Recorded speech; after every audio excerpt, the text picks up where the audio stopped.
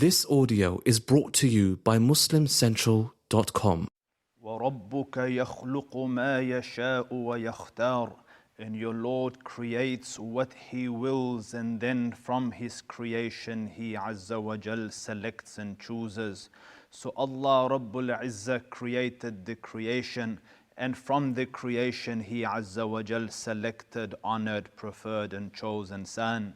So from Banu Adam, from the children of Adam, from the insan, Allah Rabbul Izzah honored, selected, preferred and chose the prophets.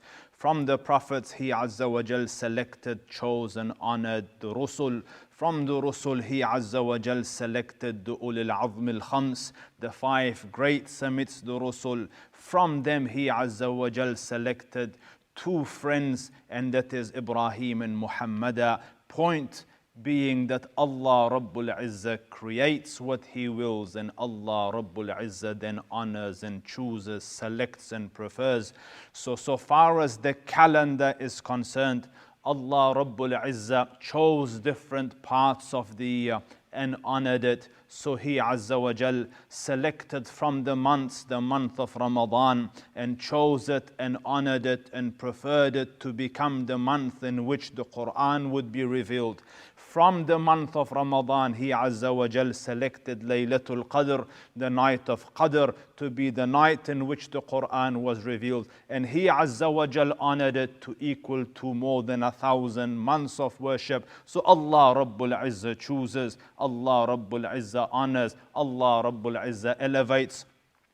We are passing through 10 days that Allah Rabbul Izzah has elevated above and beyond every other day in the calendar. Amidst the scholars, the best 10 days on the planet are these 10 days of Dhul Hijjah. So the scholars started to debate, is the 10 days of Dhul Hijjah more valuable, or the 10 days of Ramadan are more valuable? So the contestation continued until they reached this consensus that so far as the days are concerned, the days of Dhul Hijjah are superior even to the days of Ramadan. But so far as the nights are concerned, the nights of Ramadan are superior to the nights of Dhul Hijjah only because of Laylatul Qadr being 1,000 months, being equal to 1,000 months of worship. We have the good fortune to go through currently the best days of the year. And these days, the Prophet ﷺ instituted some acts of worship for us. So the first one, our mother Hafsa radiallahu anha says that the Prophet ﷺ did not miss the fasting of the 10 days of Dhul Hijjah.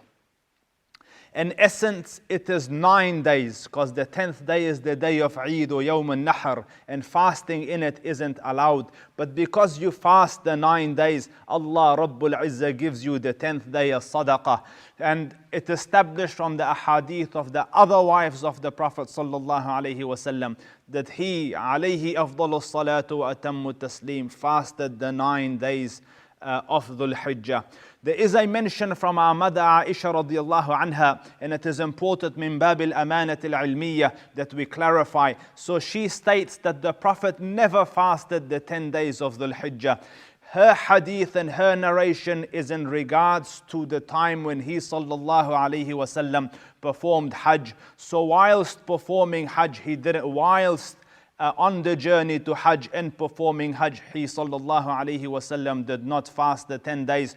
But apart from that, he sallallahu alaihi wasallam, when he was at home and not in Hajj, he would have fasted the 9 days of Dhul Hijjah as established through the ahadith of the Ummahatul Mu'mineen.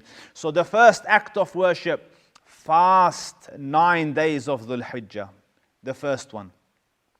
The second act of worship, as instituted by the Prophet sallallahu alaihi wasallam, he sallallahu alaihi wasallam specifically ordered us to increase the adhkar, to increase the glorification, magnification of Allah Rabbul Izzah. So the ashab and the greats of the ashab, amidst them Ibn Abbas and Ibn Umar, Abu Hurairah radiallahu anh, used to go out to the markets and call out the dhikr out loudly. Allahu Akbar, Allahu Akbar, La ilaha illallah, Allahu Akbar. So the belief was that it would remind those that have become neglectful to say it, and the ones that don't know how to say it, they would learn from them to say it. And it was so important that walking and sitting, coming and going, even in the marketplace, they would say it out loud so that people could be reminded. So dear ones, increase in the adhkar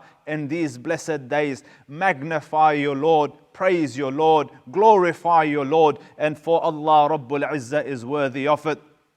That is the second.